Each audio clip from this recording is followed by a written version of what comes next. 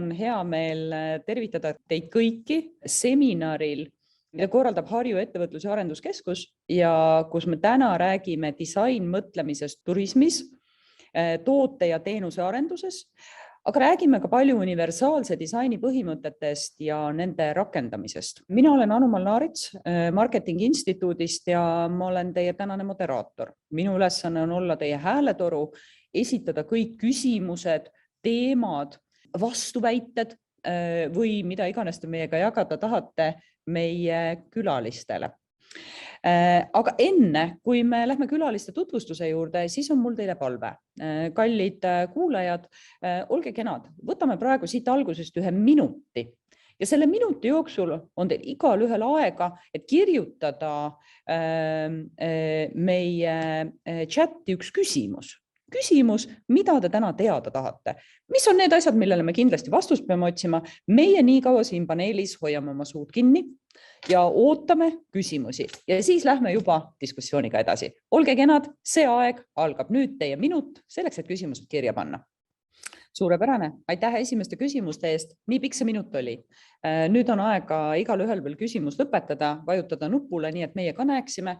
Ja minul on hea meel tänada selle seminari korraldamise eest lisaks Harju Ettevõtlus- ja Arenduskeskusele ka EAS-i, kes meil täna seda üritust aitab läbi viia. Aga nüüd meie 3 külalist täna. Mul on hea meel tutvustada meie paneelis Veronika Valk-Siska, kes on Kultuuriministeeriumi arhitektuuri ja disaini nõunik. Tere tulemast, Veronika! Tere! Teiseks on meil paneelis Daniel Kotšuba, kes on vabakutseline graafiline disainer, aga tegelikult teenuste disainis tegutseb palju laiemalt, eks ole ju, Daniel? Ja, tere ka minu poolt. Mina täna tegutsen tõesti sarnaselt Veronika avalikus sektoris, kus kohas mina aitan siis avalikke teenuseid, siis kasutaja nägu rohkem disainida. Ja sealhulgas kõrvalt vaatame ka siis, kes see kasutaja on, ehk siis juba laiemalt kui ainult võib-olla üks tüüpiline kasutaja. Aitäh sulle, Daniel! Ja meie 3. esineja paneelis on Urmas Treesen, kes on Eesti Meremuuseumi juht ja ajaloolane. Tervist, Urmas! Tere! Sissejuhatuseks, selleks, et kõik osalejad teiega paremini tuttavaks saaksid ja oskaksid täiendavalt veel küsimusi küsida, hakkame pihta sellest, mis asi on universaalne disain teie jaoks ja miks see teie jaoks oluline on? Hakkame Veronika sinust pihta. No see universaalne disain on selline hea laps, kellel on mitu nime. Tunneme teda vahel ka sellise nime nagu kaasav disain või inglise keeles inclusive design. Ja siis on veel sellist terminit kohtab ka nagu disain kõigile või design for all. Võib-olla mulle endale meeldivad pigem need kaasav disain ja design for all, disaini kõigile võib-olla rohkem, sest et nad avavad seda vaadet arhitekti, disaineri tööle, kes meie elukeskkonda kujundavad just nimelt selle nurga alt, et me teeme seda elukeskkonda kõigile. Ehk et tegemist on sellise lähenemisega siis projekteerimisel ja elukeskkonna kavandamisel, kus me võtame arvesse siis võimalikult laia kasutajate grupi vajadusi ja huve ja seda siis olenemata east, võimetest, iseärasustest ja selles mõttes me tegelikult ju, kui me räägime arhitekti ja disaineri töömaast, siis me räägime elukeskkonna, aga ka kaupade, teenuste, kõige selle kujundamisest. Ja kõik see, mida me kujundame, peab olema ilma kohandusteta võimalikult hästi kasutatav ja ligipääsetav hästi paljudele inimestele. Nii nagu see saab mõistlik olla.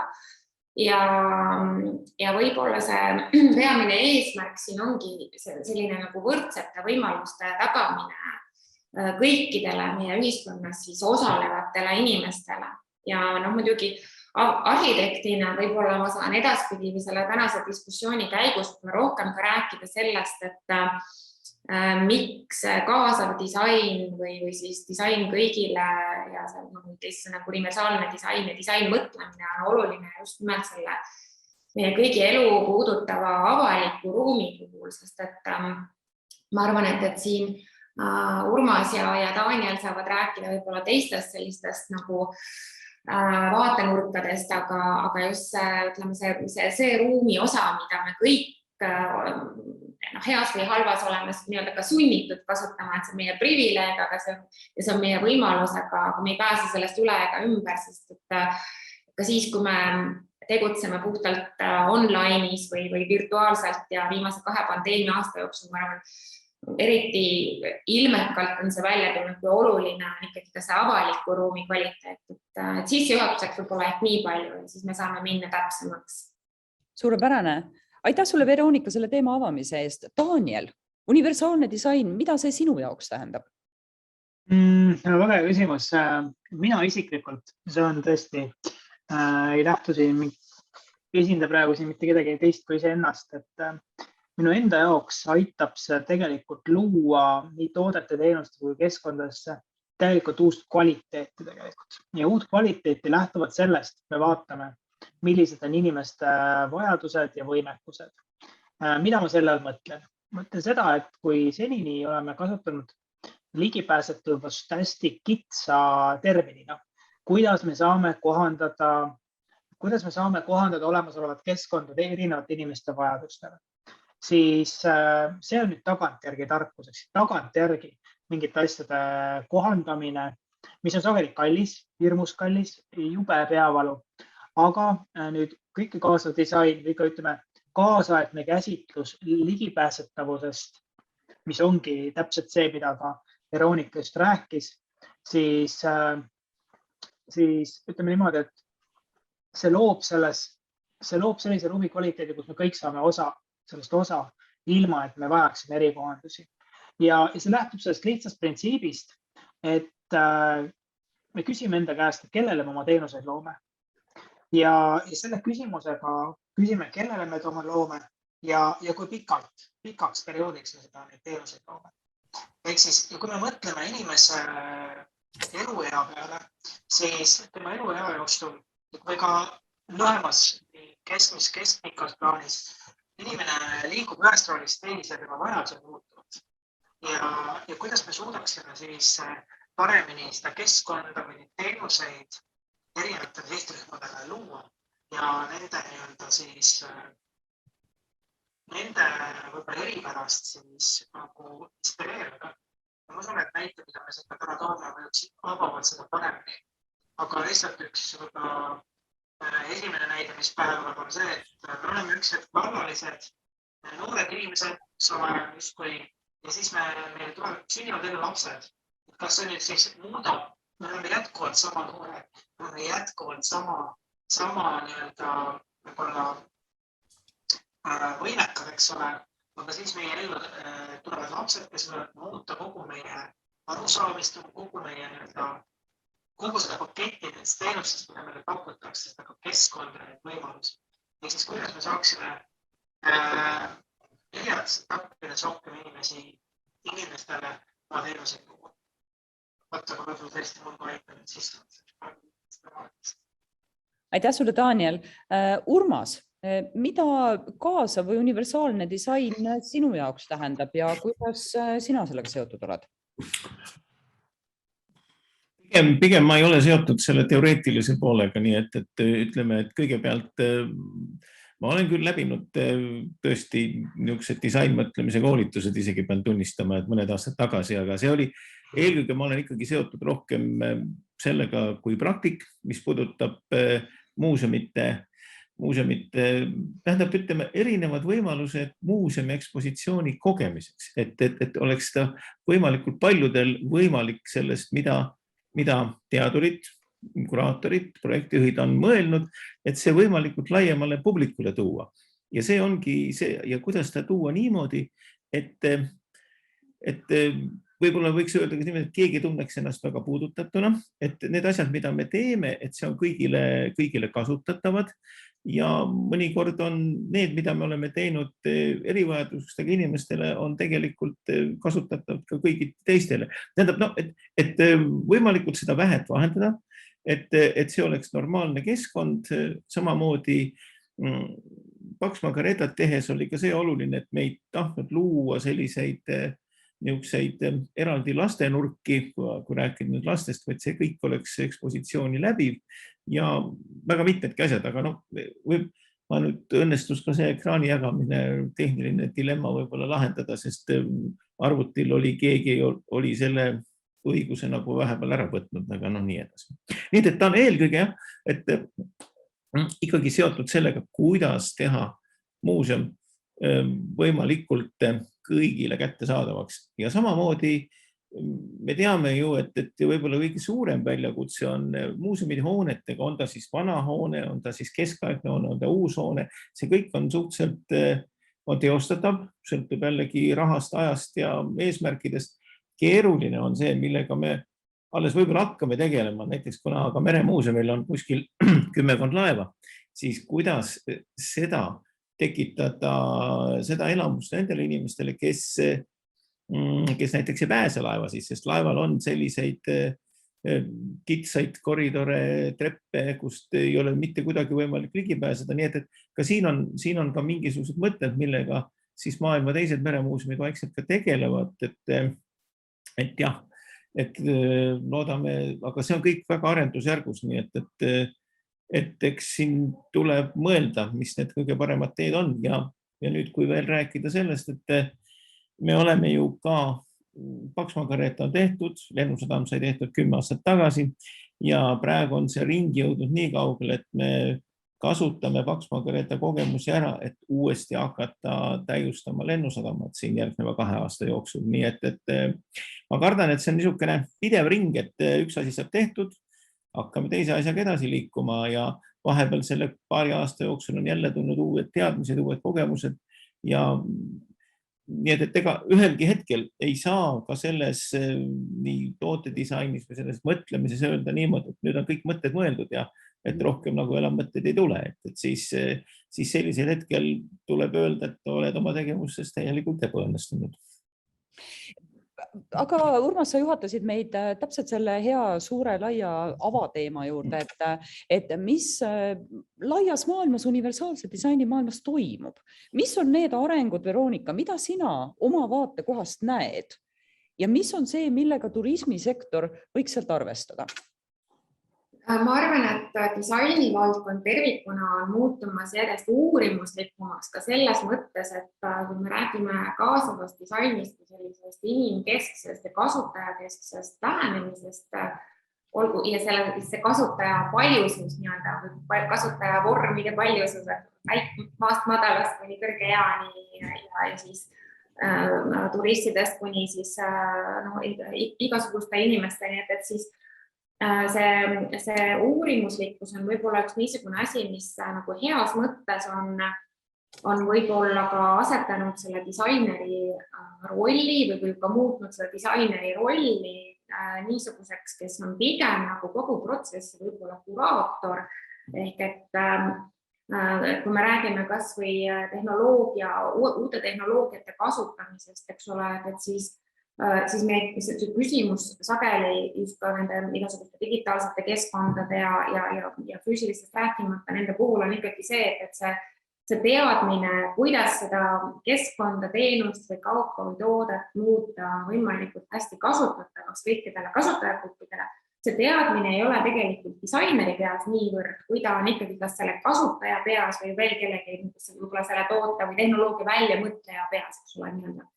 Ja see disainer seal selle protsessi kuraatorina saab kõige paremal viisil tuua neid erinevaid teadmisi kokku ja ikkagi proovida ka jõuda nagu nii-öelda selle juurprobleemini, et mida me siis proovime lahendada, kuidas siis me muudame selle uue lahenduse võimalikult hästi kasutatavaks kõikidele ja kuidas see arendusprotsess kasutaks sellist hästi süsteemset ja terviklikku lähenemist just selle väga laia kasutajate ringi vajaduste arvestamisel. Et selles mõttes ja seda me näeme tõesti üle ilma ja võib-olla Põhjamaades on isegi kõige võib-olla meil lähemad sellised eeskujud, kuidas siis astutakse neid samme sellise hästi kasutajakeskse, inimsõbraliku ja kasutajasõbraliku siis elukeskkonna ja toodete teenuste kujundamisel. Nii et ma arvan, et me käime sama sammu kõikide nende teiste maailma suurte trendidega digitaliseerumisest, rohepöördest kuni siin rahvastikumuutuste ja kõige selleni, et selles mõttes ütleme nii, et see niisugune üks nagu võtmesõna siin kõige juures on kindlasti ka see igaühele sellise ühiskonna elus osalemise võimaluse tagamine ja selle tagant utsitamine, et selle elukeskkonna või toote või disain, selle toote teenuse kujundamise või disaini taha ei jääks pidama see, et kellelgi jääb siis midagi elus tegemata või kusagil käimata või millestki osalemata. Nii et võib-olla siin teised tahavad veel täiendada. Jaa, aga Daniel, vaatame korraga, kõigepealt ka sinu mikrofon on natuke parem, sest meil juba kirjutati, et heli hakkas vahepeal ragisema, äkki läheb natuke selgemaks, aga ole kena, võta siit jutujärg üle. Mis on need laia maailma suundumused universaldisainis, mida sina märganud oled? Kas mind on paremini kuulda? No nüüd on parem, jah. Väga tore. Et lisaks sellele, mida Veronika ma ei hakka kordama, aga ma lihtsalt panen siia taustaks, võib-olla mängime video lihtsalt natukene aru saada, millisete suundumustega võib-olla siis ka rahvusvaheliselt, mida mina olen nagu tähele pannud, on mingil määral ka see, millega tegelikult siin Paks Margareeta ka on juba siin 10 aastat peale otsapidi tegelenud, et tegemist on siin ühe Norra näitega, mis on siis selline turismikatamaraan Vision of the Fjords, mida nad ise toodavad. Ja siin eelmine aasta käis disainmõtlemise konverentsil, nende peadisainer käis ka rääkimas sellest.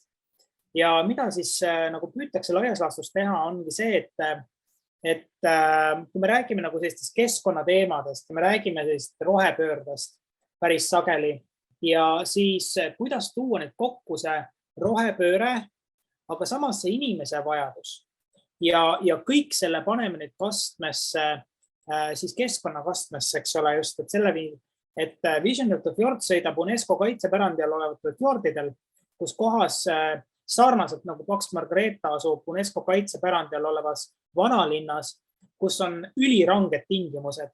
Kuidas me loome nüüd sinna keskkonda sellise lahenduse, mis tegelikult sobib erinevatele inimestele ja kasutajatele. Nagu näete, siin ei ole vaja eraldi kaldteed teha. Tegemist on katamaraaniga, kus sa saad tegelikult ilma vaevata erinevate tekkide vahel liikuda ja tegemist on sellise ja tegemist on ilmselgelt äriprojektiga.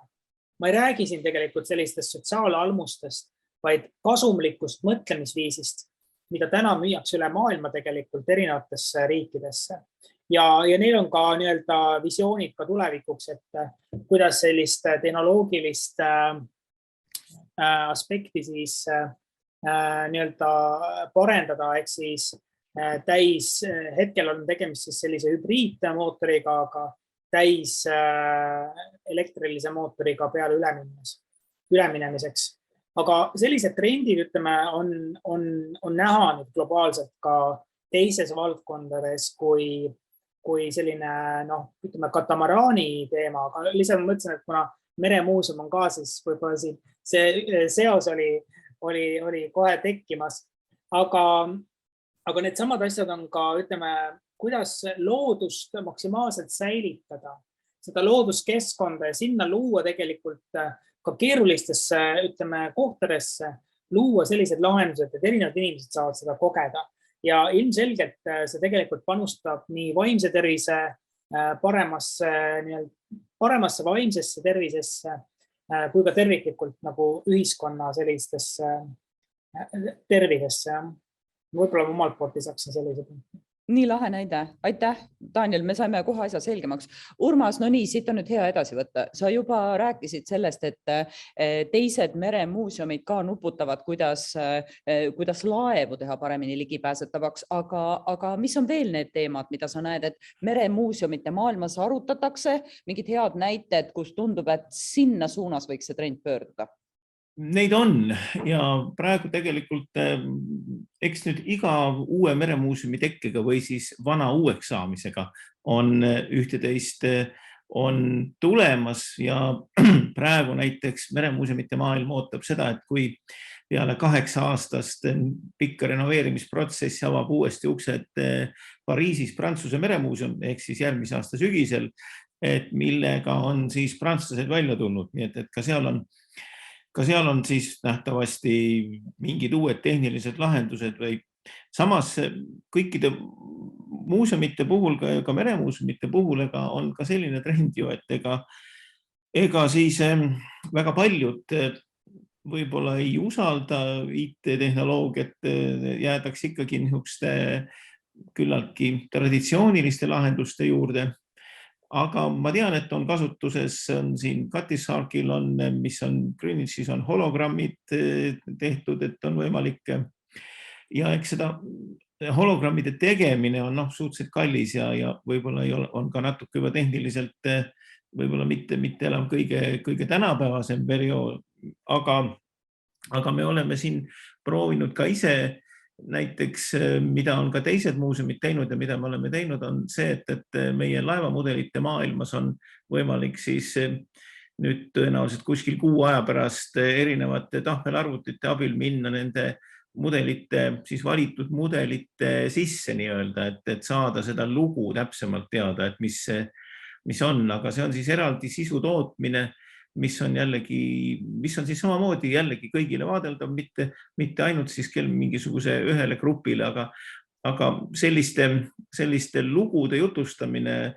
erinevate tehnoloogia lahendustega on põhimõtteliselt küll, sest kõik ju näevad ühte suurt eset, on see siis nüüd rooliratas või meremehe santsukast või laevamudel, aga eelkõige on ju selge, et üks 4-realine tekst, mingi taafel ei räägi kogu seda lugu ära, samamoodi ka alati ei ole ka külastusjuhti käepärast, aga siis nende lugud on võimalik neid asju võimalikult rohkem avada nüüd erinevate lahendustega, nii et siin on variante kui palju, aga mis ma tahtsin rõhutada veel seda, et see kõik peab olema lihtne ja arusaadav, sest igal inimesel ei ole vaja muuseumi ekspositsiooniga tutvumiseks, ei ole vaja tingimata niisugust väga suurt tehnilist teadmist, see peab olema tõesti ja Pax Margaretas, mis võib öelda, mis meil on hästi töötanud, on see, et kui meil on põhiekspositsioon on 6 keeles seal, aga see keelevalik peab olema ülilihtne. Ja võib-olla see, et see ei pea olema tingimata siis selle ekraani peal, võib-olla aga meie puhul on see, et see keelevalik on siis niisugusel klassikalisel viisil nagu tavalise, kes kunagi mäletab raadiot, siis raadiol oli võimalik kas häält või siis kanalit niimoodi keeratava nupuga üles-alla niimoodi. Ja kui see nupp töötab hästi, see tegelikult, see sai mehaaniliselt proovitud, ta töötab hästi imekergelt ja sellega on keelevahetus on ühe hetkega.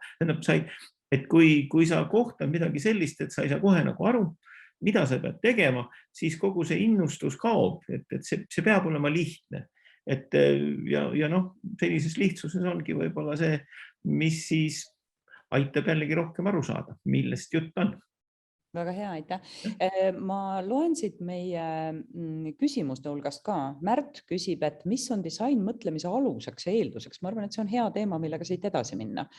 Kes alustada tahaks?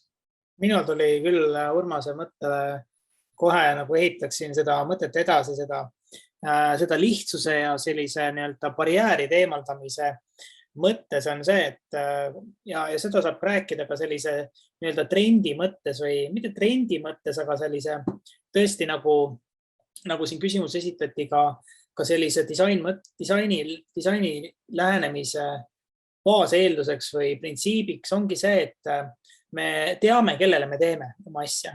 Me mõistame seda kasutajat, kellele me seda tema vajadusi, mis on tema vajadus, eks ole.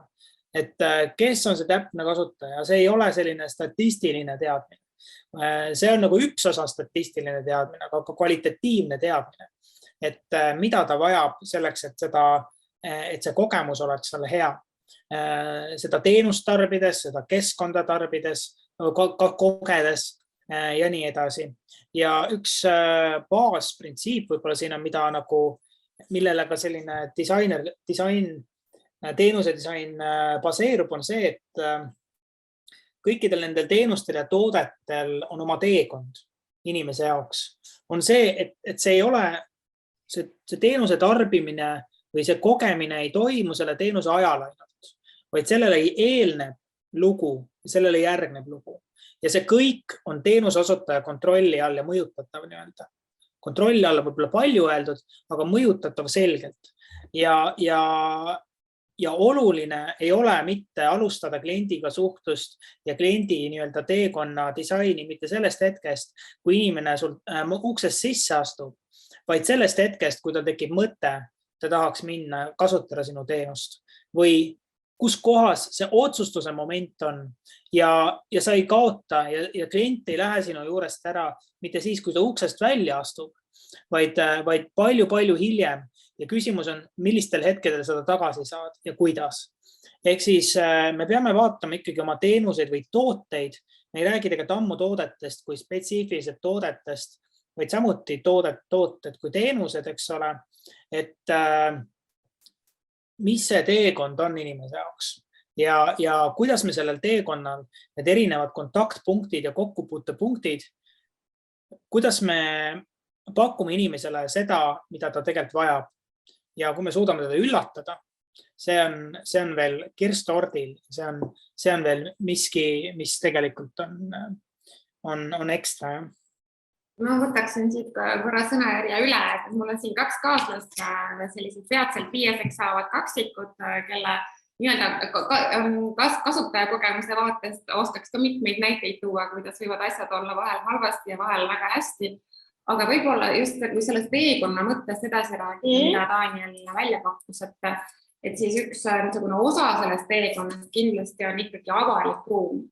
Ja see avalik ruum, sellega puutuvad kokku, eks ole, ühtpidi, kui me räägime demograafilistest trendidest, mis võib-olla siis mõjutavad seda meie vaadet, et miks seda kaasavat disaini vaja on, miks on vaja universaalse disaini põhimõtteid rakendada ja mõelda üldse sellele teemale. Et selle kasutajaskonna puhul me saame välja tuua, et võib-olla see niisugune vananev ühiskond või demograafilised muutused ühiskonnas on võib-olla üks niisugune asi, miks me sellest rohkem räägime, aga see on nagu üks osa. Teine osa on ikkagi see, et enamus inimesi, eks ole, olgu nad siis turistid või siis elanikud, kes meil siin samas Eestis on, nad kasutavad avalikku ruumi ja kasutavad avalikku ruumi igapäevaselt erinevate teenuste kasutamiseks, ühest punktist teise jõudmiseks ja ütleme, eluolus tervikuna. Meil on pea võimatu ette kujutada olukorda, kus me üldse ruumist välja astuks, aga avalik ruum on ka selline osa meie elust, ilma milleta me igapäev kuidagi oldud ei saa. Aga mis asi see avalik ruum siis õieti on? Et on selline võrgustikuline ruumiobjekt ja ühisruum, mis peaks olema siis kõigile ligipääsetav ja kasutatav ilma kasumitaotluseta.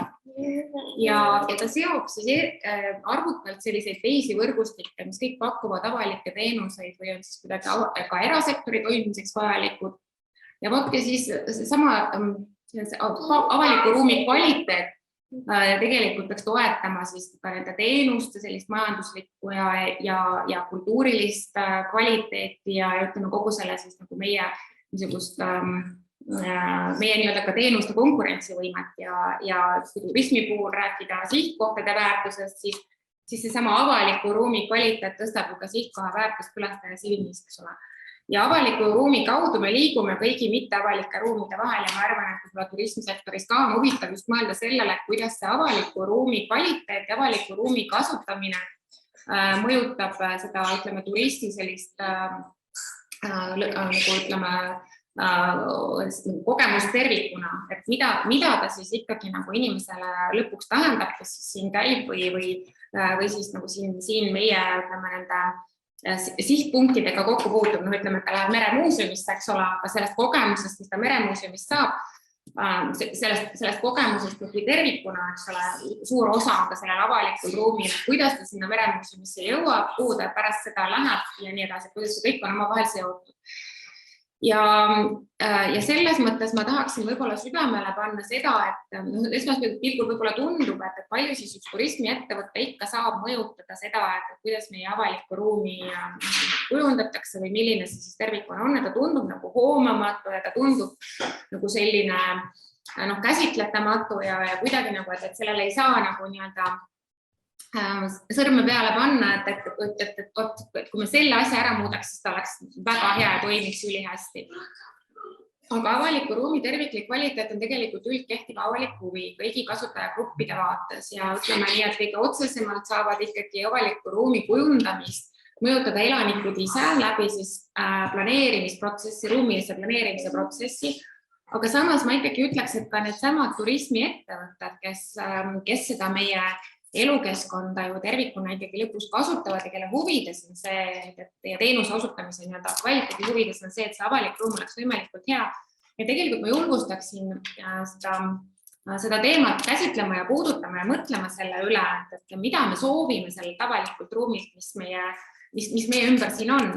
Ja avaliku ruumi ja üldse elukeskkonna arendamise eesotsas on tänase Eesti seadusandluse järgi omavalitsused ehk et see kõige otsesem selle elukeskkonna arengu suunaja on omavalitsus. Ja võib-olla siin ongi siis küsimus selles, kuidas ka näiteks turismiettevõtted ja ütleme siin seotud sektor saaks ka omavalitsustega võib-olla rohkem suhelda sel teemal ja ka jälgida neid elukeskkonna arendamise muutusi ja siin proovida ikkagi ka kaasa rääkida ja anda neid sõnumeid edasi, et see, kuidas me avalikku ruumi arendame, et sellel puhul on väga oluline näiteks sama kaasava disaini põhimõtete arvestamine ja siis universaalse disainiga arvestamine. Siinkohal panen koma, et jätkata peatselt jälle. Aitäh, Veronika, ma pean lihtsalt vahel ütlema, et sul on hämmastav keskendumisvõime. Suurepärane. Aitäh, see oli väga hea selgitus sellest, no võt näed, kus need keskendumisvõimed meil nüüd on. Jah, Urmas, ole kena, võtta edasi. Ma lähen kui tohib selle avaliku ruumiga natuke edasi, sest meil on Lennusadama näitel, me oleme ju tegelikult siin mitme aasta vältel ju seda avalikku ruumi kujundanud. Siin kõigepealt algus päris üksinda, keset tühermaad, siis on hakanud jupikaupa juurde tulema ja nüüd me oleme siis sellises situatsioonis, et me tegelikult peame natukene ka, me oleme nüüd viimase 1,5 aasta jooksul oleme mõelnud, mida me teeksime järgmisena, sest me peame olema selles mõttes niisuguses heas orgaanilises arengus kõigi sellega, mis toimub meil vasakul ja mis toimub paremal pool. Ehk siis selgitan, minu mõistes praegu paremal pool on see, mis toimub patareiga ehk siis merekindlusega ja vasakul pool on see, mis toimub siis tegelikult suure loodusmajaga ja sinna tuleva siis loodusmuuseumiga. Ja siin on otsesed tähendab mõjutused meile.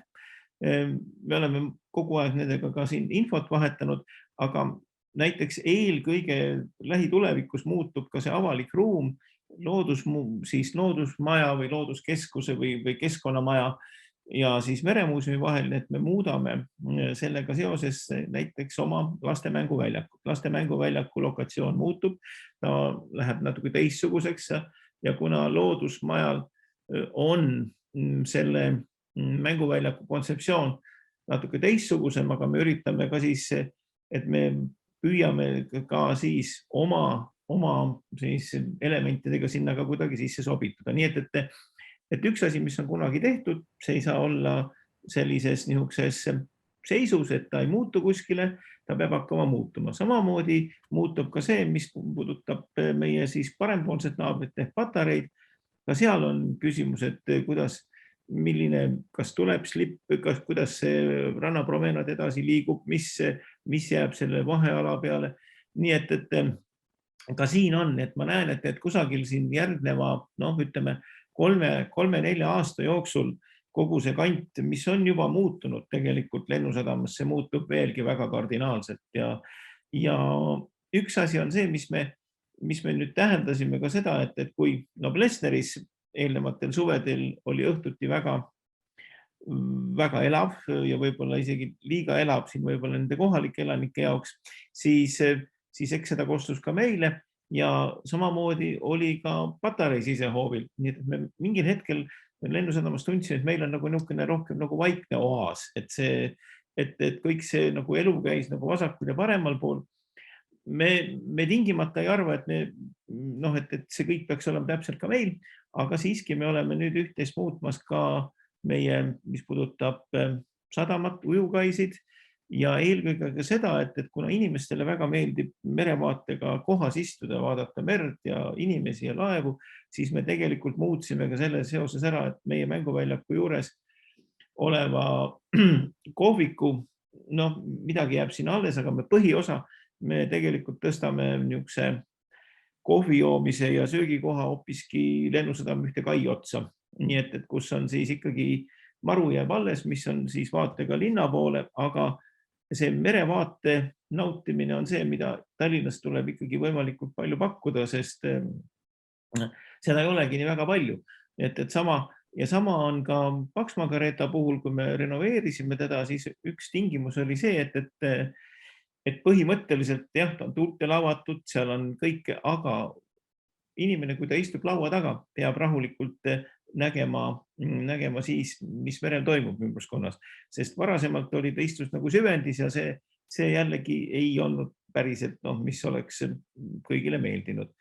Aga nii et erinevad sellised arengud, nii et me peame oleme nendega niimoodi, mitte nüüd lausa ratshobuse seljas, aga ikkagi kogu aeg kaasas käima, et tegelikult see arenev keskkond meist vasakul ja paremal ei lase ka meil jääda sellele tasandile, mis me oleme kord saavutanud, nii et ikkagi tuleb kogu aeg edasi minna.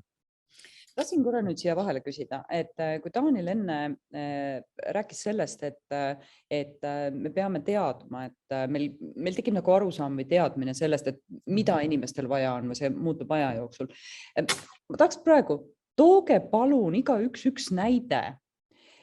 Me oleme ju teadnud ja inimestega arvestanud kogu aeg, aga tooge mulle nüüd üks näide, mille me vanasti näiteks jätsime tähele panemata ja nüüd, kui me oleme kasutajakesksed või kaasavad või kasutame universaaldisaini, siis nüüd me kindlasti märkame seda, sest me oleme targemad. Kust see, igalt üks näide, kust see erinevus on, et me päris täpselt aru saaks?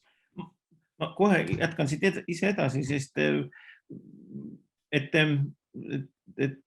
üks asi on tegelikult, millele me oleme oma ekspositsioone tehes ja samamoodi ka välialade puhul on meil varasemalt on öeldud, et nii muuseumis sees Lennusadamas on võtame näiteks suured vesilennukite angaarid, see on hästi suur, ta on ju tõesti põrandapinda kuskil, kus on ekspositsioon ligi 6000 ruutmeetrit. Küsimus on ka selles, et istumise kohti on, et kui inimesed on harjunud, kui nad on kunstimuuseumis käinud, nad teavad, et kunstimuuseumis on osade suuremate piltides on niisugused suured pinkide grupid, kus saab rahulikult istuda ja mõtiskleda ja nii edasi. Meie muuseum on natuke teise iseloomu, aga siiski üha rohkem on tulnud neid jutte, et jah, kõik on kena, aga ta on niivõrd suur, et nad väsivad ära. Ja sama puudutab ka väga mitmeid teisi, me oleme püüdnud nüüd tähendab, kõike me ei saa kohe hetkega teha, aga näiteks siin kusagil ei ole võimalik lihtsalt, kui on disainitud keskkond, et panna keset ruumi taburit. See ei ole ju ka ilmselt see, mida me väga tahaksime. Aga selle mõttega me tegeleme ja me natuke lõime selliseid kohti ka Paksma-Caretas, kus on tõesti võimalik istuda, aga neid ei ole siin niivõrd palju Lennusadamas.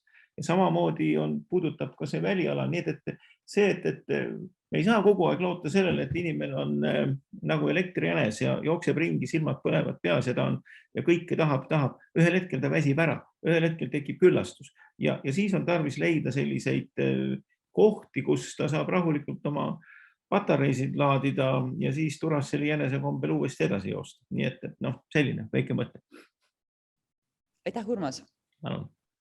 Võin siit võib-olla järje üle võtta, et näiteid, et üks näide, mis mulle praegu pähe tuli, oli see, et kui siin Postimees tegi heliliselt kuulatavad artiklid, et meil on päris palju inimesi, kes ei näe lugeda või kellel on halb silmanägemine või kes istuvad ummikutes liikluses. Ja mida sa ummikutes teed? No variant on mitu. Sa kas vannud seal ummikute asjas, lased signaali samal ajal või sul on võimalik oma telefonist kuulata helindatud artikleid ja seda sama saab teha ka inimene, kes ei näe. Lihtsalt üks lampi näide, et mida tegelikult tähele pani. Ja teine näide, kusjuures ma arvan, et see teine näide enam ei kehti, aga lihtsalt iseloomustamiseks seda, mis annab meile, mida me mõtleme selle all, kui me mõtleme, et me peame kasutajad mõistma. Et see ei tähenda, et kasutaja mõistmine ei tähenda seda, et kasutaja tahab kuldsete käepidemetega trepipuusid, siis me peame kindlasti seda tegema. Et pigem tähendab see seda, et me mõistame, milles kasutaja mure seisneb. Ja see oli nüüd Prismal oli siin aastaid tagasi, nad püüdsid oma kontseptsiooni muuta peremarketiks ja Brand Manual ja koostöös siis Vivitaga, mida nad tegid, olid see, et nad uurisid, millised on perede ostemise ja poodlemise kogemused ja nende mured poodlemise jooksul. Ja üks mure, mis seal tuli välja, see oli paar mure, aga üks mure, mis seal tuli välja suurem oli see, et kuidas saada lapsi rohkem kaasa ostemise protsessi. Sest laste nägemus sellest poodlemisest ja vanemate nägemus võis olla hästi erinev, kui sa ei kaasa teda sellest ostemise protsessi. Ja tuli välja, et need kassalindid on hästi kõrged ja need ei sobi tegelikult nagu sellisele 5-aastasele või väiksemale lapsele või natukene suuremale lapsele, nende jaoks on liiga kõrged. Ja loodi sellise lastekassade kontseptsioon või perekassade kontseptsioon, kus kohas lapsi saab kaasa haarata sellesse ostukärust toidu või kauba kassalindi peale panemisel. Või kui lapsi taasata tehast, saab siin keskel olevas mängu asjaga tegeleda. Ühesõnaga, näide tegelikult sellest, kuidas tegelikult on see olemasoleva keskkonna selline häkk, eks ole, aga see tegelikult on võrdlemisi soodne lahendus ühe probleemi lahendamiseks, kus kohas sul on tegelikult see kogu see infra alles, aga sa lood mingisuguse kohanduse, kuidas siis kaasata seda, kuidas last saada siis paremini, kuidas peredele teha mugavamaks ostemise protsessi. Nüüd ma rõhutan, et tegemist on ühe fragmendiga, tegemist ei ole terviklahendusega. Küll aga tegemist on hästi illustratiivse ja kõneka lahendusega just selles pildis, kuidas on võimalik ikkagi kasutajad mõistes seda olemasolevat kogemust paremaks teha ja pakkuda tegelikult erinevatele sihtrühmadele ka neile kohast, neile paremat ostukogemust. Ja ma pean ütlema, et siin saaks kindlasti mõtteid veel edasi ja see käivitab selle mõtte lõnga alles, et mida nüüd kõike veel saaks siin teha, eks ole. Ja neid võimalusi on tohutult. Ehk siis just sellega ma vist siis oma näite lõpetan. Aitäh, Daniel. Veronika.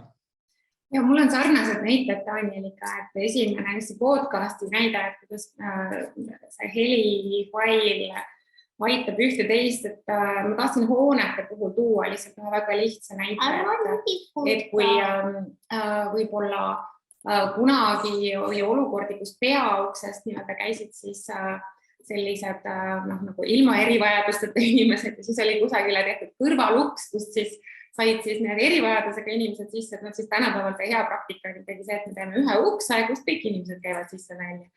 Ja võib-olla just laste puhul, mis ma olen ka ise tähele pannud, on võib-olla üks väike detail kraanikausside puhul, et kui need on liiga kõrgel, lapsed nad väga tegelikult tahaks sellest puhtuse kultuurist osa saada ja käsi pesta ja ise tublid olla, eks ole, aga et kui nad ei ulata, noh, et mis me siis teeme, eks ole, et ja nii edasi, et noh, sellised asjad, et seesama kraanikausi esimene serv on liiga lai, noh, et siis räägime, no ise oled ka kõhtu pidi, eks ole, seal selle seebise serva sees, aga noh, laps ka, eks ole, on siis oma varrukatega seal üleval.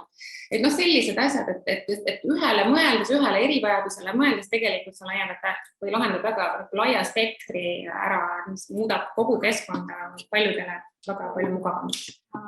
Nõus. Urmas, mis teie ümberkorralduste käigus kõige rohkem muutus?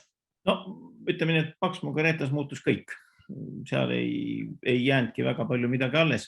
Ma võtan kohe sellest sõnasabast kinni, mis puudutab erinevad uksed ja me tahtsime Pax Margaritas teha, et oleks tõesti peauks, oleks, mis on kogu aeg olnud peauks, et see oleks läbitav kõigile, aga lihtne näide, et seal ei toiminud need, et oleks sinna mingid relsid pannud, eelkõige jah, mis puudutab siis ratastooliga sisse, nurk oli liiga järsk, siis ukse avanemine ei oleks olnud kõige parem tänavale ja nii edasi. Seal oli ka veel muinsuskaitse põhjendusi veel päris mitu.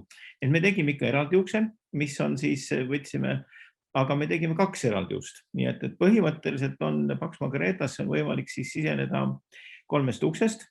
Ja üks nendest on siis hoopiski sinna päris taga, ehk siis selle Estonia monumendi poole.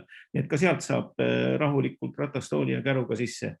Ja mis ma olen ise täheldanud, et tegelikult see uks, mis on siis nüüd tehtud spetsiaalselt ratastooli jaoks liikumise, ehk siis selle Pax Margarita, selle suure rannavärava kohe võlmkaarel, mis on tegelikult oli kunagi üks vahtkonna vahetuse või siis vahtkonnameeste ustest, siis ma ise kasutan seda sellepärast, et see on sellepärast on mugav, see uks reageerib liikumise peale, ta avaneb ise.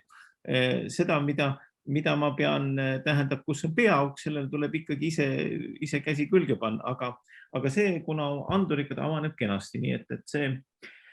Aga mis me tegime? No me tegime seda kõige suurem ja kõige keerulisem kogu selle ettevõtmise juures ma võib-olla algselt tundus, et oli lifti rajamine, nii et mis on ju niisugune elementaarne ja nüüd ma näen rõõmuga, et tekib teine vanalinna lift tekib kohe ju sinna Niguliste kirikusse, nii et selles mõttes oli nagu jää murtud meie poolt, et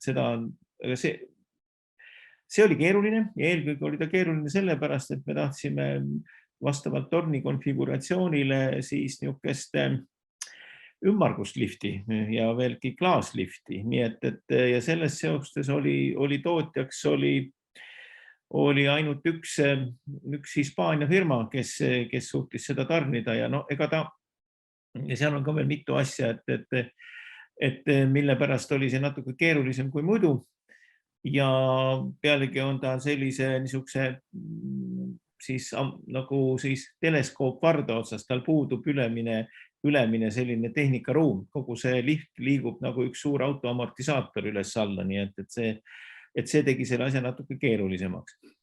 Aga jällegi, sest Pax Margarita ju enne renoveerimisprotsessi ei olnud ju tegelikult mitte mingi variandiga külastatav ei inimesele, kes tuleb lapsega, kes on kärus või kes on siis või on liikumispuudega, nii et see oligi üks suuremaid väljakutseid ja see oli meil päris algusest kohe üsna selge, et me peame seda tegema. Meil aitas ka väga palju kaasa seda, et me aastast 2017 kuni 2019 olime 3 aastat ühe Euroopa projekti osa, mille nimi on Tandem.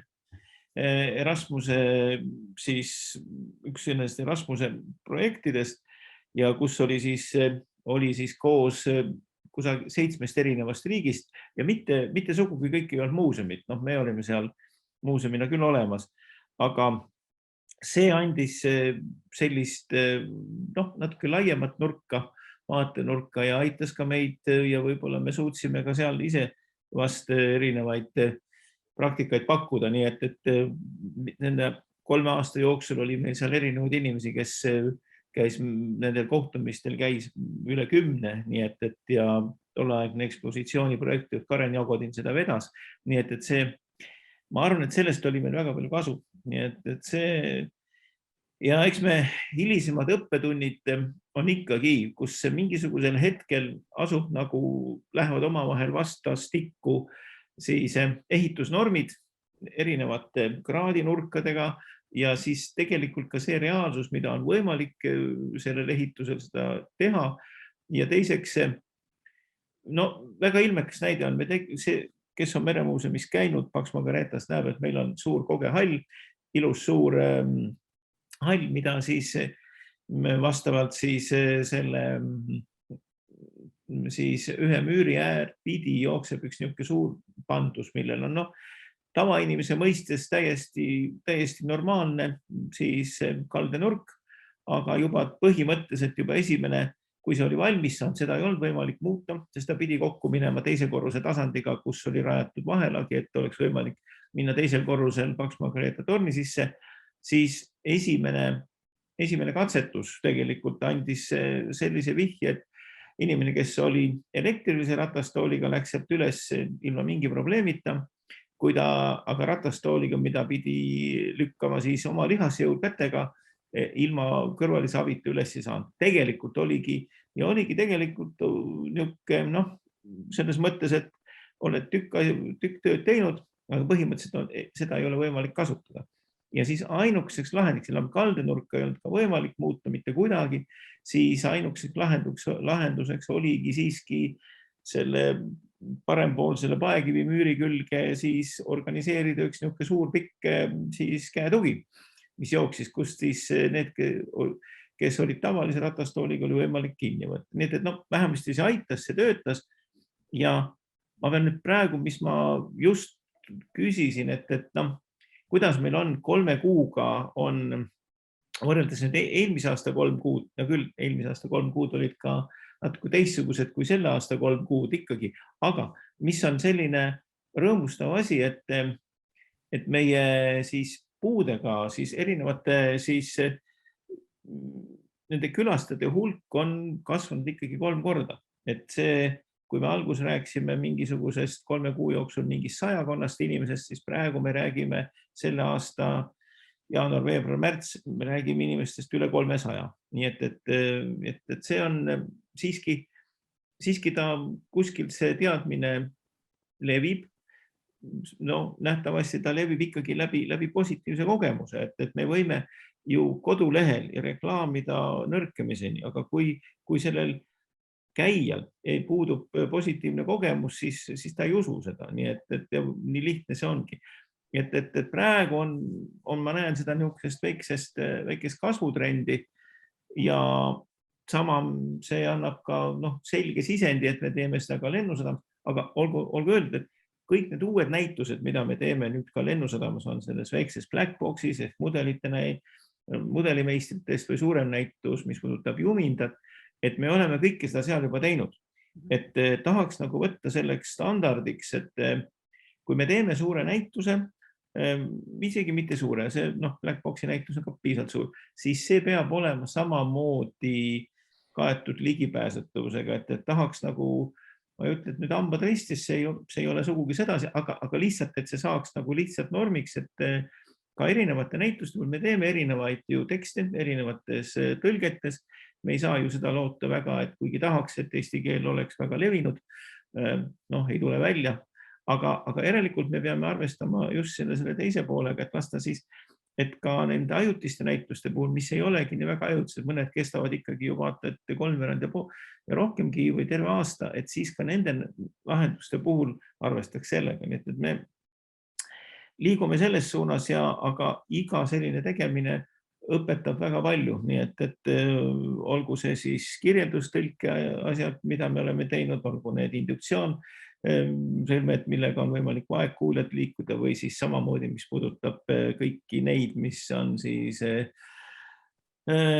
puudutab siis viipekeelt ja kõike, nii et aga samas ma ütlen ühe, mida me kohtusime väga erinevate puuetega kojaga tookord väga paljude erinevate gruppidega ja mida kõik ütlesid ja mis on võib-olla niisugune triviaalne tõde, et kõik hakkab pihta ikkagi sellest vastuvõtust, kassast, külastusjuhist ja põhimõte on see, et kõigi jaoks peab olema sõbralikkus ja kõiki ja ei tohi, näiteks ütles niimoodi, et kes oli kurt, ütles nagu, ja tumm, et ühesõnaga, et kõigepealt inimesed ehmatavad ära, nii et ja siis alles läheb, aga lihtsalt see,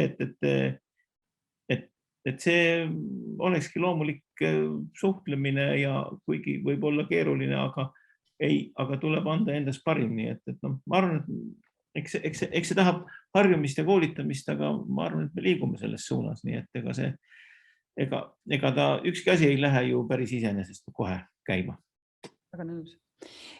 Ma küsin siit natuke täpsemalt veel teilt tegelikult igaühelt, et kui me vaatame seda, et täna meie seminarile on ka olnud oodatud väga erinevate turismisektori osalejate esindajad, et me räägime nii majutusasutustest, restoranidest, giididest, transpordist, infrastruktuuri arendusest või siis sellest avalikust ruumist, nagu Veronika juba ütles, et mis on nende asjade puhul, kui me vaatame kogu sektorit laiemalt, eks ju, nad peavad moodustama sellise ühise tervikliku turisti jaoks arusaadava teekonna võrgustiku, mis on võrdselt ligipääsetav siis kõikidele.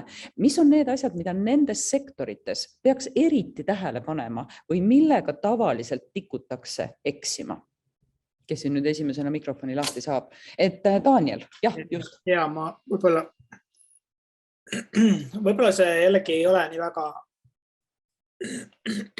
ma püüan mõelda kuidagi seda turismi valdkonna spetsiifikasse, aga eks ta tegelikult on keeruline võib-olla välja tuua seda turismi valdkonna spetsiifikat, aga tähelepanu ja tähelepanu osutamine detailidele on võib-olla selline asi, mis tegelikult on äärmiselt oluline. Ja mida ma detaili all näiteks mõtlen taaskord ülirakenduslikuks minnes nüüd, või ülipraktiliseks minnes on see, et kui meil on mingisugune uksepiit, uksepakk, siis see võib olla üks barjäär, kus inimene üle ei saa.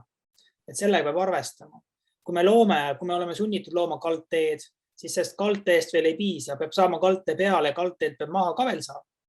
Ehk siis, kui me räägime kohvikutest, kui me räägime toitlustuskohtadest, kas inimene saab laua alla, kas need põõnad, mis seal on laua all, kas need takistavad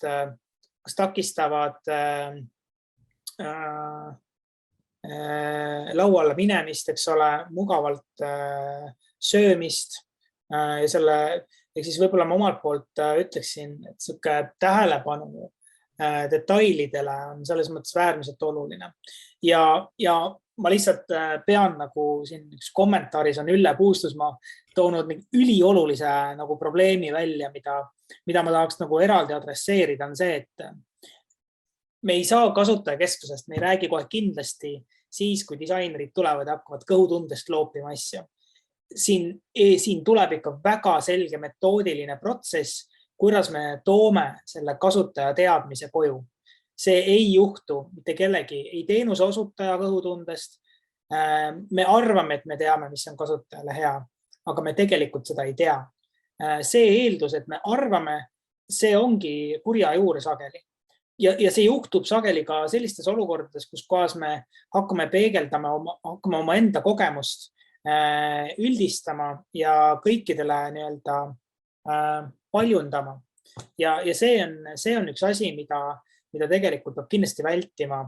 Ja kui minna ka tegelikult sellise kvalitatiivse uurimisega, näiteks intervjuude ja vaatlustega hakata pihta, sest sageli võib üllatuda, et ka kõige oma lähemad ja paremad ja nii-öelda sageli käivad kliendid, see üllatud nende põhjustes, miks nad tulevad sinu juurde, selles, millistele rõhuasetustele nemad rõhuvad ja nii edasi. Ehk siis kasutaja uurimusest, kui me räägime ja kui me räägime nagu ka sellest, et mida turismisektoris saab ära teha, mida igas sektoris saab ära teha, ongi see, et me püüame tundma õppida oma kasutajat läbi metoodilise lähenemise. Ja selleks ongi kasutaja uurimus täiesti eraldi etapp ja selgelt määrava tähtsusega etapp, et ilma selleta meil ei juhtu ühtegi normaalset lahendust. Ma võib-olla ka nüüd utreerin liialt, aga siiski ma arvan, et see on see, kus kohas me muutume ka inimestena empaatilisemaks, me muutume nii-öelda aga kompetentsemaks, et jah. Daniel, aga ma arvan, et see oli väga hea kommentaar, aga ma siiski küsin, et kui me võtame nüüd need erinevad sektorid, eks ju, majutus, toitlustus, restoran, giid, transport, mis on need, mida nemad peaksid, et üks tõesti, sul on täiesti õigus, et päriselt saage aru, mida see kasutaja tahab. Jällegi, mis on need asjad, millega nad siis mitte arusaamisega eksivad? Kus sinu jaoks tundub, et näed, et disainer oma arust tegi hea asja, aga näed, ei tööta? Raske nagu öelda, eksivad või mitte, aga taaskord mul võib-olla tundub, et ikkagi selline nagu ühelt poolt on see tähelepanu detailidel. Ma arvan, et need asjad on ka päris palju nagu paremaks läinud meil Eestis ka, et me ei saa rääkida, et meil on üks siuke nagu nutuorg ja häda ja viletsus, seda kohe kindlasti mitte. Aga võib-olla üks koht, mida ma tegelikult, mis jääb sageli võib-olla varjule, on just seesama, mida Urmas tegelikult siin mainis lõpus, et suhtlus ja tegelikult teenindus. Ehk siis ma toon lihtsalt näite, mul oli eelmised nädalavahetusest, käisin ühes teatris oma lapsega ja mina ise olen nagu ratastooli kasutaja ja tuli välja, et seal oli ratastooli tõstuk, aga ratastooli tõstukit oskas kasutada ainult üks inimene terve teatri peale ja seda see inimene oli olemas, aga seda inimest tuli palju otsida, et me ei peaks nagu looma superkasutajad me võiksime normaliseerida need asjad. Ehk siis see oli üks nüüd lampi näide, aga lihtsalt mida ma sellega tahan öelda on see, et see kandub üle ka suhtluskultuuri, ütleme nii, ja suhtlusviisi. Sageli ma olen nõus Urmasega, et seal on nagu hirmut taga, et sa ei oska lihtsalt inimesega suhelda, kes võib välja näha erinev sinust, lühem, ma ei tea, pikem, palju suurema kaaluga, ratastoolis, pime, eks ole. Et see ei ole isegi see, et sa ei taha inimest aidata, sa ei oska. See tekitab psühholoogilisi barjääre, mis võib ilmneda ja päädida lõpuks nagu võib-olla ootamatus teeninduses või milleski, mida sa ise ka ei soovi. Ehk siis ma arvan, et mida turismiettevõtjad ja saavad teha on läbi koolituse, läbi selliste asjade normaliseerimise, ma arvan, saab seda kindlasti teeninduskultuuri nagu parandada.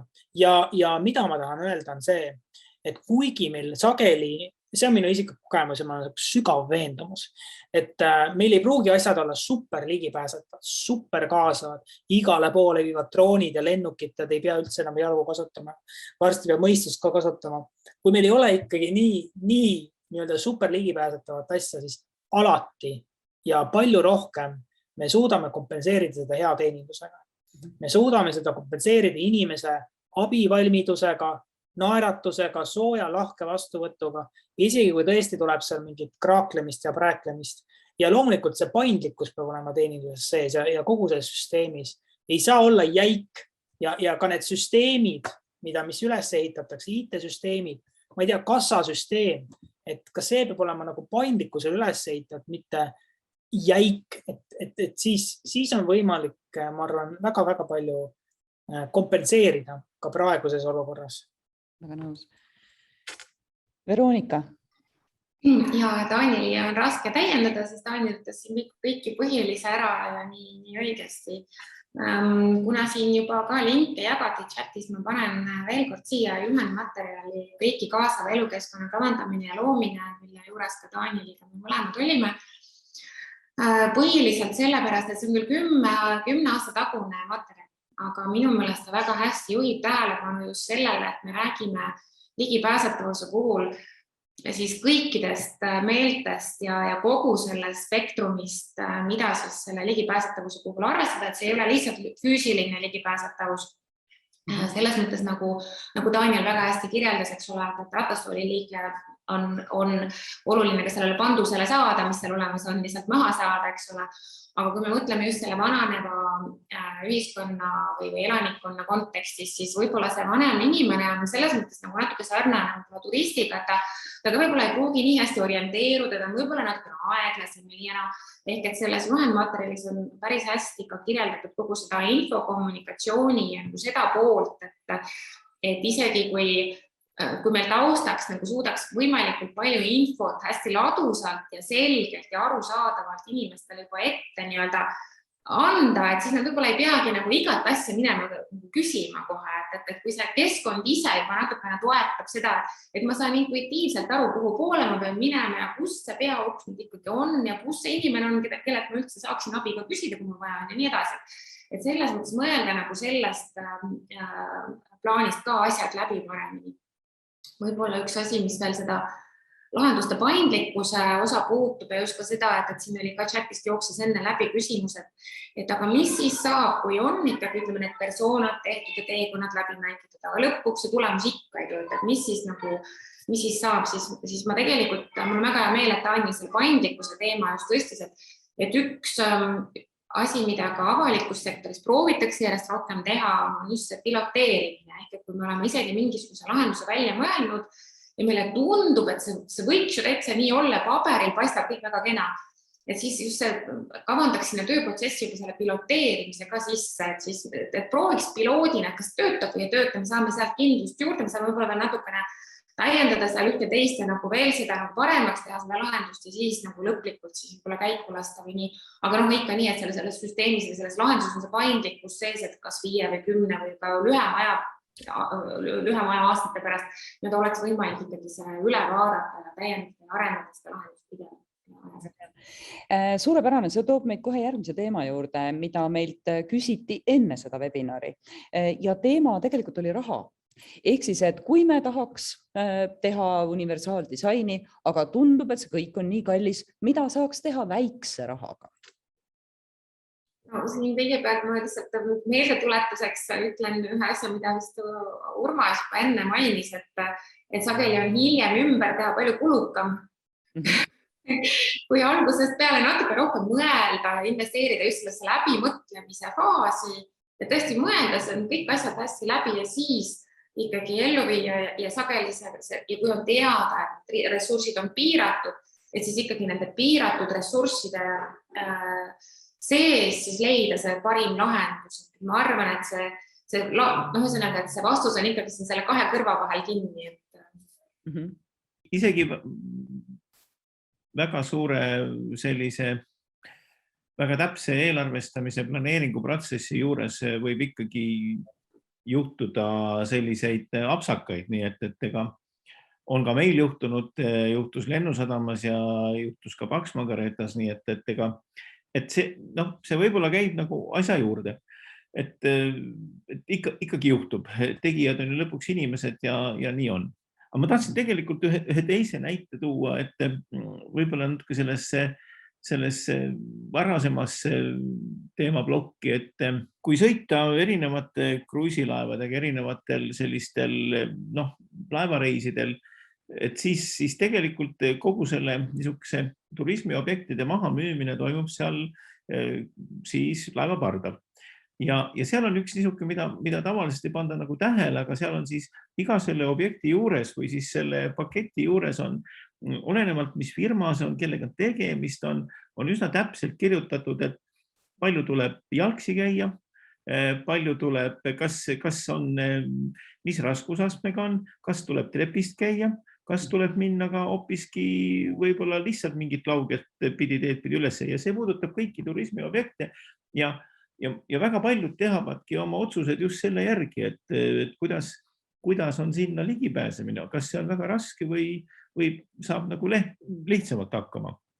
See on üks asi ja samas on mõned kohad tehtud ka üliturvaliseks, nagu samamoodi ma jällegi, see on nagu läheb nagu teise äärmusesse ja mul 2 näidet üks on Milanost ja teine on New Yorgist, et see läheme nüüd natuke kaugemale ja see on see, et kui et minu jaoks oli nagu kummaline ja et New Yorgis on siis South Street Seaport muuseumis ühe purjelava peal, harjunud laevade peal käima, et ma tulin siis ühelt laevatrepist tulin alla, siis noh, kuidas nüüd öelda, nii nagu, et vaatega siis teki poole, aga turvalisusreeglite järgi Ameerikas sellised külastaja tohib sellisest laevatrepist tulla alla ainult selg ees ja astme haaval.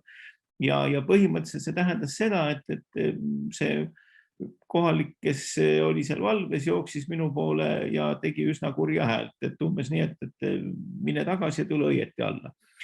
Ja teine, minu selgitus, et ma olen isegi meremuuseumist ja küll laevade peal käinud, ega seda tegelikult teda ei kõigutanud. Teine kogemus Milanos, kus on samamoodi üks tehnikamuuseumis üks allveelaev, et kuna meil endal ju suurepärane allveelaev Lembit olemas, siis see oli natukene halenaljakas kogemus, et sinna allveelaeva lasti sisse inimesi jupi kaupa, okei, sellest ma saan aru, võib-olla tõesti tekib tunglemine ja kõik on nii nagu, et ei tekiks, aga allveelaeva ei lastud sisse inimesi, kes ei pannud endal pähe ehitaja kiivrit. See oli kuidagi kummaline, sest et tegelikult olgem ausad, selle kiivriga on seal allveelaevas veelgi ebamugav liikuda, siis sa kindlasti lööd ennast kogu aeg igale poole ära. Aga see on niisugune nagu ülemõtlemine natukene ja võib-olla mõnda asja me kohtame ka, et siin ka tänapäeval igapäevaelus, et ei saa kõiki riske alati maandada, et midagi jääb ikkagi nagu selle normaalse elu korraldada. Ja nii ta ongi, nii et jah, sellega praegu jäigi nüüd see, las tulevad uued mõtted peale. Nii, väga hea. Daniel, mis sinu kommentaar selle väikese rahaga tegemise kohta on? Ma ei sekundeeriksin täielikult ka Veronikale, et see kindlasti on mingi kulu, aga võib-olla lihtsalt ütlen veel, et kõik need lahendused, mida iganes välja töötatakse, need ju kogu aeg neid tuleb värskendada mingi aja tagant. Kui me selle raames teeme mõistlikke otsuseid, teadlikke otsuseid, just nagu ka kasutaja vaatest, kui me oleme investeerinud mingi vähese selleks, et pärast lõigata nagu rohkem, eks ole, just planeerimise faasis, siis see on kindlasti ei ole väike asi, mida nagu teha. Ja eks see küsimus on see, et kas see ruum, mida me loome, mis pärast ei ole kasutatav, et kui odav see on. Aga nõus. Ja siit tegelikult hetk veel peatume siin kulude poole peal, et meil on chatis ka üsna konkreetne küsimus, et personaalsete teenuste disainimine versus kuluefektiivsus, kuidas teha nii, et personaalne lähenemine ei oleks liialt kulukas? See oli väga spetsiifiline küsimus, millest konkreetsema näite ette võtma küll. Ma arvan, et see läheb kokku äkki sellesama paindlikkuse, süsteemi paindlikkuse nagu juurde, et kui paindlik on võimalik olla ja on suuteline olla, et ma ei oska veel paremini vastata. Ma ei oska ka tegelikult sugugi mitte paremini vastata, sest selge see, et on kulu, aga nagu ma ütlesin, kui võtta seda kui ühe protsessi normaalset osa, me ju tegelikult teeme ju erinevaid objekte, arvestades arhitektuuri ja muinsuskaitse nõuetega, kõike. Et see on samasugune elu osa, et me ei saa siia tõstata nüüd, et objekt on nagu see ja siis, kui ma teen nüüd asjad, et need, mis teeb ka ligipääsetavaks, et see on midagi nagu, me ei mõtle nagu sellises liinis elame, et see ei vii mitte kuskile, et pigem ikkagi, et püüame algsest peale seda võimalikult hästi eelarvestada ja nagu ma ütlen, ega alati ei õnnestu. Mõnikord läheb metsa ka, aga vähemasti see tahtmine ja üritamine on ja eelkõige jällegi see, et kui iseenese tarkus siin väga palju ei maksa, see on ikkagi, tuleb teha koostöös nende inimestega, kelle on see elu igapäevane osa. Nii et mina võin siin arvata mida iganes, aga lõpptulemusena see väga palju ei maksa, et minu kogemus on hoopis teine ja siin tuleb toetuda täielikult teiste inimeste kogemusele ja siis, aga ma ei näe, et tegelikult, et see ei ole nagu põhjendus, et raha nagu segab, et võib-olla ma olen liiga optimistlik, aga noh, meil on ju õnnestunud enam-vähem kõik, mis me selles liinis oleme üritanud teha. Et lõpuks selle raha leiab ka. Ja siit üks küsimus veel meie chatist, mis kõlab nii. Kasutajakesksus on tore ja õige, aga kuidas hoida tasakaalu, et sihtkoha või objekti sõnumi ja kasutaja, kuidas hoida tasakaalu sihtkoha või objekti sõnumi ja kasutaja ootuste ja arusaamade vahel? Ma saan aru nüüd Märdi küsimusest nii, et kuidas siduda see ligipääsetavus nüüd ka sõnumiga, et see ligipääsetavus ei ole nagu üks asi ja sõnum teine või kuidas seda teha?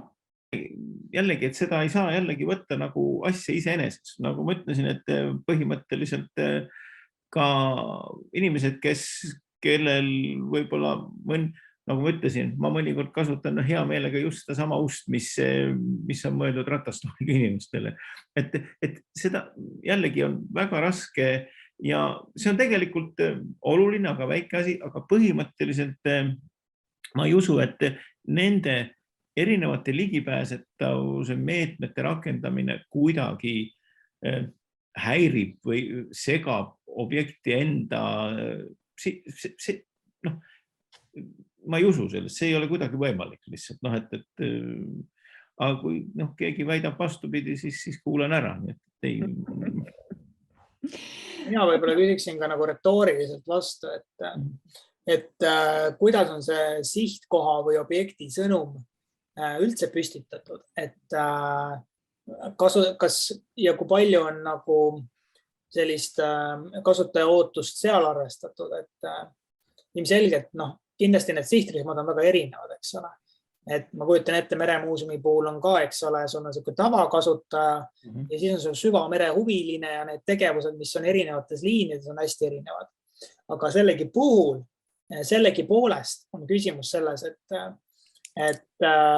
kas see teenus, mis on meie arvates suurepärane, on ka selle kasutaja, nende erinevate kasutajate vaates sama suurepärane, et taaskord ma arvan, et see ikkagi läheb kokku selle sama punktiga, et me ikkagi peame mõistma seda kasutajat ja senikaua kuni, ja see on üks väike lihtne reegel, et senikaua kuni meile tundub see kasutaja käitumine irratsionaalne ja arusaamatu ja täiesti nagu, kuidas on võimalik, et ta sellist asjadega üldse tuleb, senikaua me ei mõista teda veel. Ja kui meil tekib nagu arusaamine, et ahah, vaata, ta käitub sellepärast, ta teeb neid otsuseid sellepärast, siis on meil võimalik hakata teenust disainima ja siis on meil võimalik hakata seda paketti kokku panema ja teda temale suunama. Ja ma ütlen, toon näite ka Meremuuseumist ette, et ega minu 5-aastane poiss ka tegelikult ei, kui palju ta siis merendusest, aga need ekraanil, need mängud, kus kohas saad õppida poi märgistuse osas, kus kohas laevaga, milline poi tähistab, kus kohas sa siis saad laevaga, kus tohid mööda sõita, no sealt on mul last nagu väga keeruline ära saada ja see on nagu väga kaasahaarav. Ja selles mõttes taaskord, et siin ongi, Veronika, kuidas sulle tundus, et see küsimus, mille üle me siin arutlesime, oli nii-öelda sihtkoha sõnum ja ligipääsetavus ja kuidas neid siis nagu kokku viia? No jaa, ühesõnaga ma arvan, et ega seal nii suurt nagu sisulist lahknemust ei tohigi olla ja võib-olla peakski mõtlema selle sõnumi edastamise niisuguse nagu selguse peale või selle viisi peale, et kuidas siis seda sõnumit edasi antakse, et see tõesti jõuaks kohale ja just et üks asi on nagu sarnane erinevatesse keeltesse tõlkimisega, et kuidas sa seda siis edasi annad nii visuaalselt ja siin on võib-olla ka üks nipp on olnud see nii-öelda siis dubleerimine või ühesõnaga mitme meele kaudu samaaegne edasiandmine selleks, et oleks kindel, et see info siis lõpuks kohale jõuab.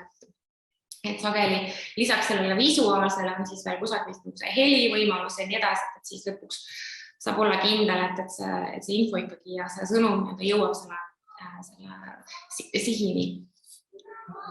Me oleme jõudnud nüüd oma webinari lõpuosasse ja ma tahaks teha nii, et lõpus ma lisaks sellele, et ma palun osalejatel täita tagasiside, aga meie esinejate käest küsin nii, et see on nüüd võimalus kedagi kiita ja tunnustada ja tuua välja Eestis keegi, kelle kohta te ütlete, et minu meelest nemad on head, tehke järgi, tunnustame neid, kes on saanud hästi hakkama ligipääsetavuse teemaga.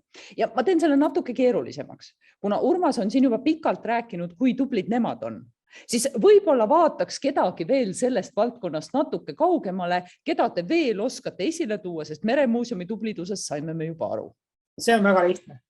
Noh, hakkab mina üldjuhul üldse, mina nagu püüan oma maailmas nagu vähem nagu hädaldada ja rohkem nagu vaadata neid positiivseid näiteid, sest lõpuks need positiivsed näited mitte nüüd näidetena iseennast, aga just selle lähenemisviisina on nagu olulised inspireeruvad.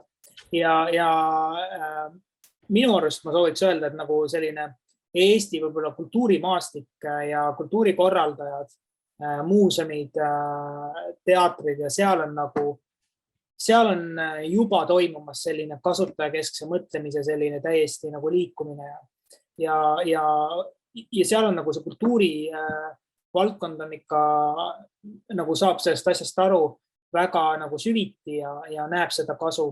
Ja konkreetne näide ka siia, et Tallinnas Tondiraba park, punkt. Minge, vaadake. Selge, aitäh. Aga pidi ütlema tehke järgi vist õige. Just, aitäh. Kui siin nüüd midagi lõpetuseks kiita, siis ma tean, et AHA-keskus on toimetanud väga usinasti kõik selle liini pealt ja tegelikult kiidaks Andres Juurt, ja kes avas just äsja sellise sporditeemalise näituse, kuhu kahjuks ei jõudnud, aga võib-olla tõesti, et olles ka mõnes maailma teises sellises niukses AHA-laadses keskuses käinud, siis kiidan neid ja oma innovatiivsete lahenduste ja eriti selle poolest, et nad on niivõrd osavad oma lahendusi koha peal tegema ja meil on väga hea koostöö näide olnud nendega ühe näitusega, mis kandis nimetust Ujub või upub, mis õnnestus ka välismaale maha müüa, aga õnneks mitte sel ajal, kui Meremuuseum oli sihtasutus, nii et meie toetasime sellega Eesti riigieelarvet selle osamaksega, aga see selleks. Nii et tegelikult toetaks neid ja see oleks ka vast niisugune ja enda poolt ütleks lõpetus, kui veel paar sõna tohib, et me oleme nüüd päris varsti välja tulemas ühe uue projektiga, nii et ja kus saab olema nii siis erinevate rohetehnoloogiate kasutamine kui ka samamoodi ligipääsetavuse kasutamine kui ka loodusega arvestamine, eriti veel Natura 2000 alas saab olema üsna oluline ja tõenäoliselt sellest nüüd siin see nädal võib-olla on ka rohkem avalikkuses kuulda, kui et me oleme alustamas niisugust projekti, mis kannab koondnimetust Nargen Nord, et ühesõnaga Meremuuseum tahab natukene oma haaret laiendada Naissaarele ja siis võtta sinna kasutusse sellised kõik need teemad, millest ma siin eelnevalt rääkisin ja hoopiski keerulisemas keskkonnas ehk siis ühes vanas siis Peeter Suure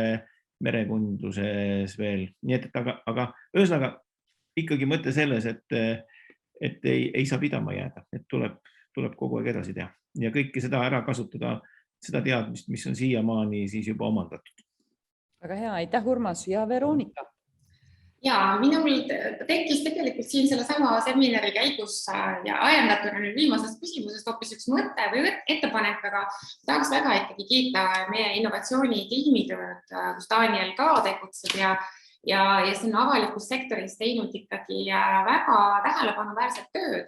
Mul tekkis lihtsalt nüüd selle viimase küsimuse ajal ja selle veebiseminari kontekstis küsimus, et kas selles meie turismisektoris või ütleme turismiklastrites või nagu ühesõnaga sellistes nagu seltskondades või niisugustes partnerlustes võiks ka olla nii-öelda oma innovatsioonitiim, kes aitaks võib-olla väikse sellise tuumiküksusena paljusid ettevõtteid lahendada niisuguseid sarnaseid ette tulevaid küsimusi ja võib-olla olla ka selliseks vahelüliks natuke siis avaliku sektori, erasektori vahel ja omavalitsuste vahel, et neid teemasid rohkem tõstatada ja nügida. Nii et mõtlemise koht, kuidas seda korraldada.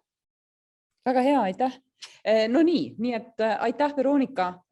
See mõttearendus tore, et tekitas juba uusi mõtteid ja ma loodan, et meie kuulajad ka, turismiarendajad kindlasti võtke ideedest ja mõtetest kinni.